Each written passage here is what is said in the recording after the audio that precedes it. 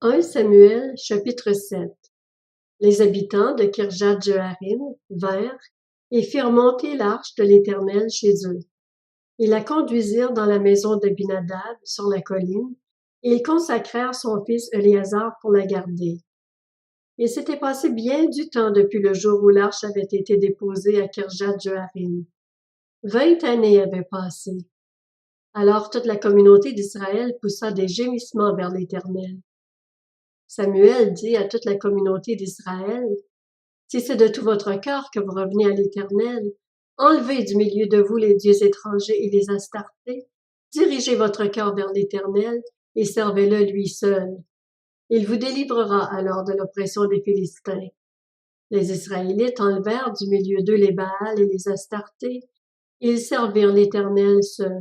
Samuel dit, « Rassemblez tout Israël à Mitzpa, et je prierai l'Éternel pour vous. » Et ils se rassemblèrent à Mitzpa. Ils puisèrent de l'eau et la versèrent devant l'Éternel, et ils jeûnèrent ce jour-là en disant, « Nous avons péché contre l'Éternel. » Samuel jugea les Israélites à Mitzpa. Les Philistins apprirent que les Israélites s'étaient rassemblés à Mitzpa, et les princes des Philistins montèrent pour attaquer Israël. À cette nouvelle, les Israélites eurent peur des Philistins, et ils dirent à Samuel, « N'arrête pas de crier pour nous à l'Éternel notre Dieu, afin qu'il nous sauve de la domination des Philistins. » Samuel prit un tout jeune agneau, et l'offrit tout entier en holocauste à l'Éternel.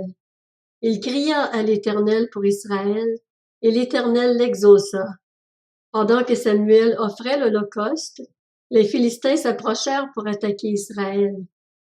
L'Éternel fit gronder ce jour-là son tonnerre sur les Philistins et les mit en déroute. Ils furent battus devant Israël. Les hommes d'Israël sortirent de Mitzpa, poursuivirent les Philistins et les battirent jusqu'au-dessous de Beth-Car. Samuel prit une pierre qu'il plaça entre Mitzpa et Shen, et il l'appela Ebenezer, en disant, « Jusqu'ici l'Éternel nous a secourus. » Ainsi les Philistins furent humiliés, et ils ne vinrent plus sur le territoire d'Israël. La main de l'Éternel fut contre les Philistins pendant toute la vie de Samuel. Les villes que les Philistins avaient prises à Israël retournèrent à Israël, depuis Ekron jusqu'à Gath, avec leur territoire. Israël les arracha à la domination des Philistins. Il y eut aussi paix entre Israël et les Amoréens. Samuel fut juge en Israël pendant toute sa vie. Il allait chaque année faire le tour de Béthel, de Gilgal et de Mitzpa, et il jugeait Israël dans toutes ses villes. Puis il revenait à Rama, où se trouvait sa maison. Il y jugeait Israël, et il construisit là un autel en l'honneur de l'Éternel.